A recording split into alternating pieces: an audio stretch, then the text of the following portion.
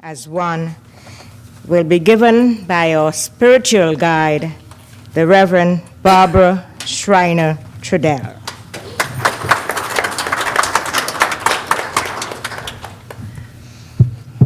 Together as one. We're feeling the energy of that oneness for anybody who's a baseball fan. People wearing blue, celebrating, maybe not last night or the night before, but maybe tomorrow. There's an idea, a collective consciousness that happens. It happens here when we come together on Sunday. There's a common theme, a common idea, and so we come together in that idea, and that's how we're socialized. We see a common thread that attracts or draws, and it can come because we live in one country. It can come because we believe in one philosophy. It can come because we believe in one baseball team. Whatever the case may be, there's a way that we come together as social beings. But the truth is that we are one, that there is this divine, infinite, creative intelligence that I call God, that you may call God, higher power, first cause, universe, whatever the word. And it is in that we all live, move, and have our being, and so we are all spiritual beings. We are all one. So what does that mean on a practical level? Well, when I look at you, I see God. And when you look at me, you see whatever it is you think, right? You can see God, you can see a woman, you can see somebody who you like or don't like, but ultimately we are one. And when we kind of come together in the idea of oneness, we begin to see the responsibility we hold to be loving, compassionate, kind, respectful beings. We start to realize that the person in front of us is a reflection of us. So how do I think about that person? How do I feel about that person? In the book that we're reading for this week, Working with the Law, if you haven't read it, you should. It's one of the classes being taught. The chapter is on giving and receiving. And it's fascinating to me that a lot of people today are struggling to get. And the getting kind of is against that law. It works against us. And so what we have to realize, learn, and discover is that as we give, so shall we receive. So in the social setting, it's how we give of love, of kindness, of compassion, of respect, and then those are the things that we receive. One of the things that I love in this chapter is a poem that's at the end of it, written by Arthur William Beer, called Giving. To get he had tried, yet his store was still meager. To a wise man he cried in a voice keen and eager, "Pray tell me how I may successfully live." And the wise man replied, "To get you must give." As to giving, he said, "What have I to give? I've scarce enough bread, and of course one must live, but I would partake of life's bountiful store." Came the wise man's response, "Then you must give more." The lesson he learned to get was forgotten. Toward mankind he turned with a love new begotten. As he gave of himself in unselfish living, then joy crowned his days, for he grew rich in giving. There's a powerful message there that life is about how we are in it, how we choose to think about it, how we choose to experience it. Many of us have trials or tribulations in our life, and we begin to focus there, and we put our attention there, and we're struggling. And we're waiting for someone to come and rescue us and help us out. But the truth is, no matter what is going on in our lives, there is still something that we may give. We may give a smile. We may lend a hand to a woman hopping onto the streetcar with her baby in a stroller. We might take time to help someone cross the street. We might take time to just give a kind word to someone who may need to hear something good. Often what happens to us, sometimes you meet somebody and there's a little thought in your head, "Wow, doesn't that person look terrific today?" And then you keep it to yourself. I wonder what would happen if you shared that thought that came to you, that kindness that came to you. I wonder what might be there for that other person if you were to do that. You see, we forget sometimes that we are in this together, that the way we succeed is together, that how we move forward is together, that what's required of us is to remember and realize we're in this together. And as we work together and as we move forward together, we begin to create a life that's filled with joy and possibility. Now, we all have the ability to do that, right? We all have the ability to laugh and play. I came into choir practice 2 weeks ago. No, I wasn't singing. My daughter was. But I came in, and Marita's little girl, who's asleep right now, came running, beeline for me, and gave me the biggest hug. Made my day. When was the last time you ran into a room and beelined for somebody and gave them a big hug? That many years, huh? I remember I speak at Etobicoke Unity, usually about once a month, and I went there one Sunday, and there had been a guest pianist for a couple of times that I'd been there, and the regular pianist was back, and I just, couldn't help myself. I ran up, and I grabbed him from behind and gave him a big hug and said, "I love you." And his face turned red, and he was like, "I love you too." But I'd missed him. I'd missed the way that he works in the service, because he's the regular person, and he just does it the regular way, the way I was accustomed to. But for the first time, I just let myself appreciate him. He liked it, even if he did turn red. We hold ourselves back in so many ways. We're not necessarily givers to life. We're often takers from it. And it's important that we learn how to really give. And it's not just about giving our money, although that's important. I think it's about giving of life, to life, for life. And I think each one of us has the ability to do that, regardless of our current circumstance. Regardless of what's going on in your life today, whether you feel sad or lonely, give of yourself and watch what happens. And we must give without the idea, well, if I give this, then I'll get that. It's really important that we learn how to give, period. Without an expectation that somehow we will be rewarded. Because when we tie a string to what we give, or a rope or a chain, often it's a chain, isn't it? Okay, I'm going to give you this, but now you owe me. When I moved here, a friend of mine gave me all manner of things. She completely furnished my home so that I could do the work that I was here to do, which was to be the pastor of a church. And I thought, wow. And her comment to me was, "You will pay me back someday."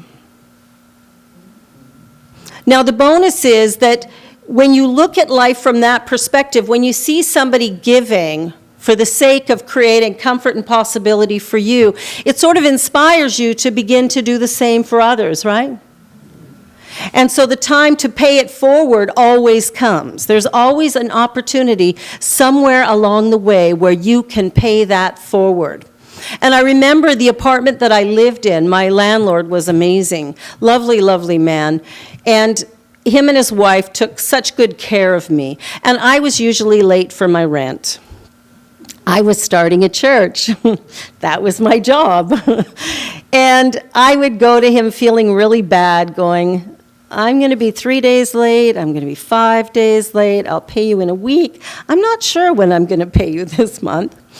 And he said to me one day, he came down to my apartment, I had the rent, and I went to give it to him, and he said, "Oh, I just have to check something." He went in the kitchen, and he opened the fridge, and there was, I think, a couple slices of bread in it, nothing else, and he handed me back the money, and he said, "Eat first, pay me later." And I went, "How can you do that?" And he said, "When I first came here, somebody put their hand out for me and supported me."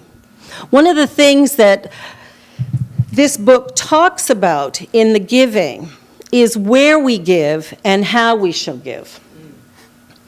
And he talks about that if someone is showing an effort, if someone is doing their work, if they're giving their gift, that's when you help.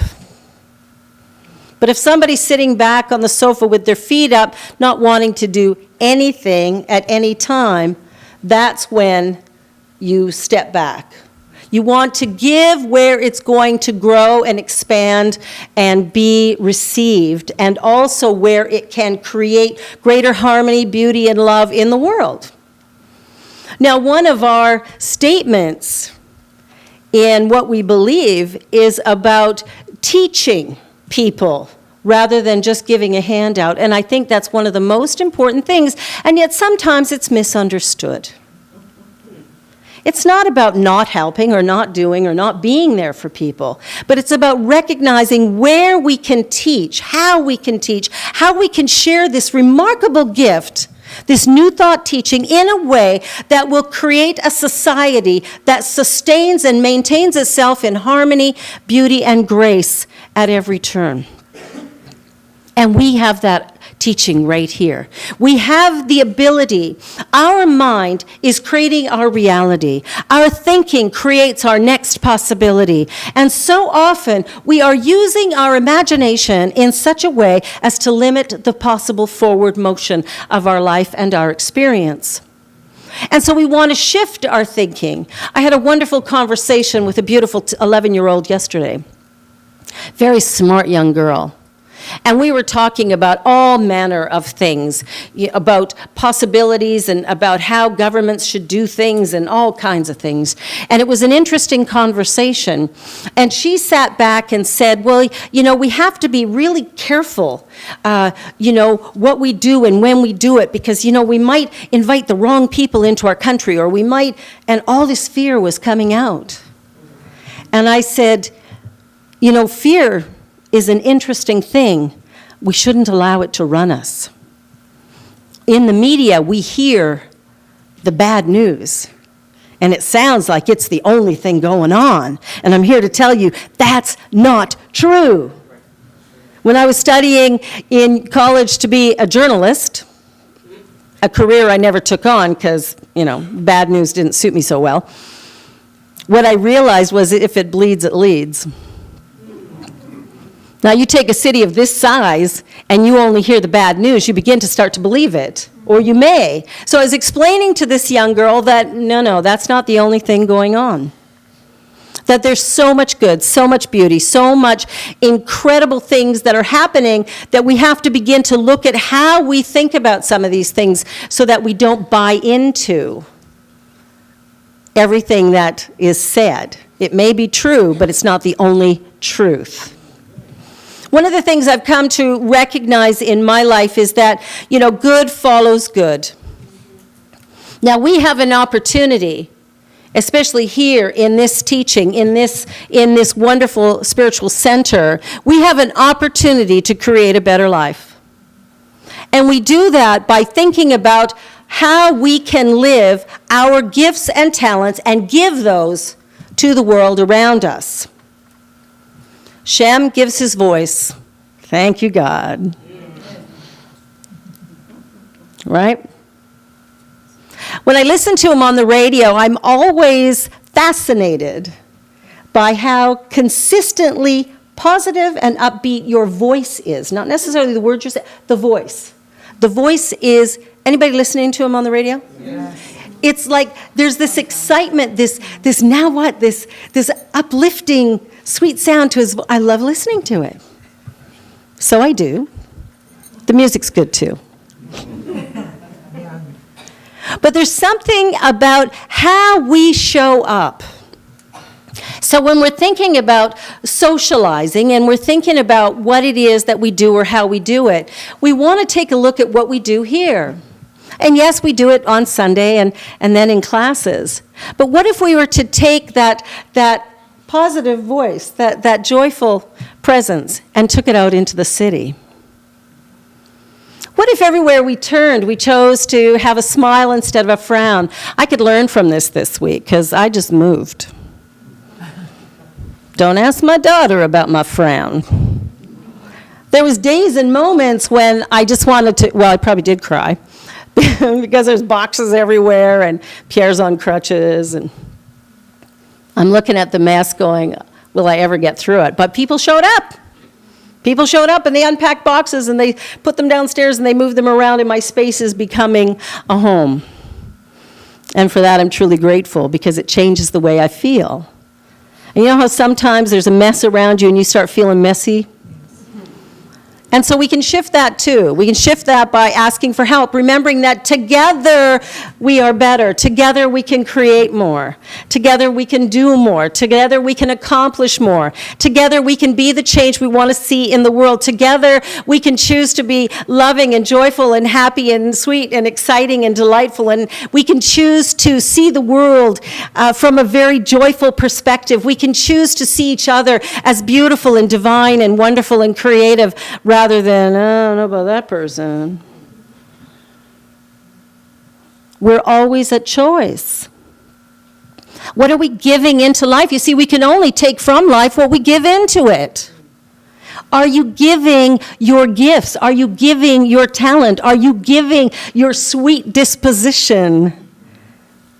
Are you giving into life what you want to take from it? Just a question. Only you can answer it. Are you giving what it is that you have to give? You see, when you were created perfect, whole, and complete. And you still are that. Your behavior may not match on some occasions. I know mine didn't recently. It's better today.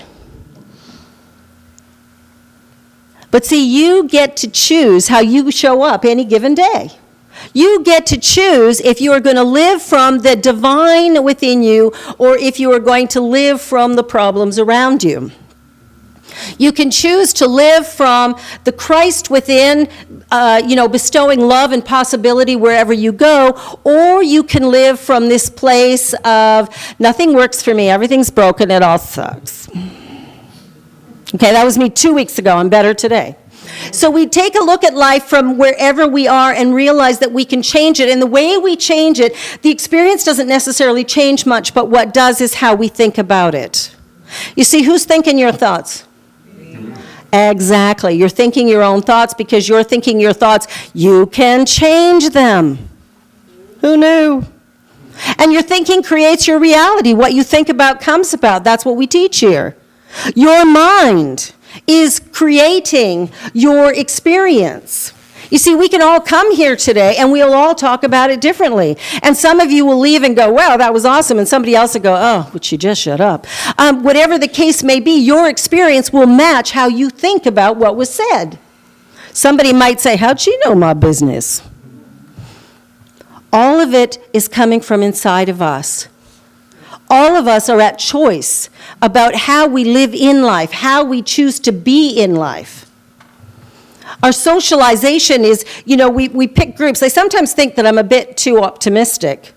I look around me and everything seems to be sunshine and apricots and peaches and cream and roses and raspberries and what else can I come up with that's delightful? Sunshine and sweet kisses.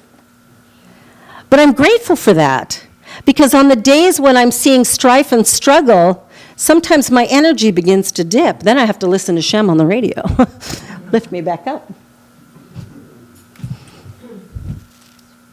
We're at choice about what we do and how we do it. Last night, as I was working on this lesson, I turned on the TV to the Baroque station. And I'm listening to this beautiful classical music, and I thought, wow, that calms my soul. Nice. So I just listened to that for quite a while. And it was soothing and relaxing, and I never listened to that station. But it was this wonderful shift from, getting my family all organized and Pierre in his crutches, he can't step on one leg, getting him in and out of the shower. It's always a wonderful challenge.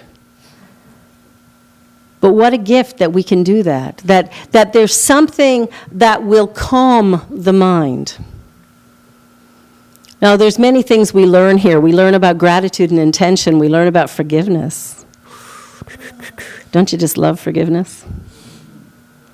We learn about forgiveness because we are one. If I hold a grudgement, there's a new word. Change that dictionary. Come on, Webster. If I'm holding judgment on somebody and I'm feeling resentment as a result of it, it's a new language, it's cool, but you got it. As we do that, what happens is the person that we have the resentment toward maybe doesn't even realize that we do, and who we're actually killing is ourselves. We are one. And I want you to think about that oneness. I want you to think about that. If you take a look at the universe, quantum physicists would say that there is space and quark and leptons, but mainly there's space, and everything that we see, touch, or feel is made up of those things.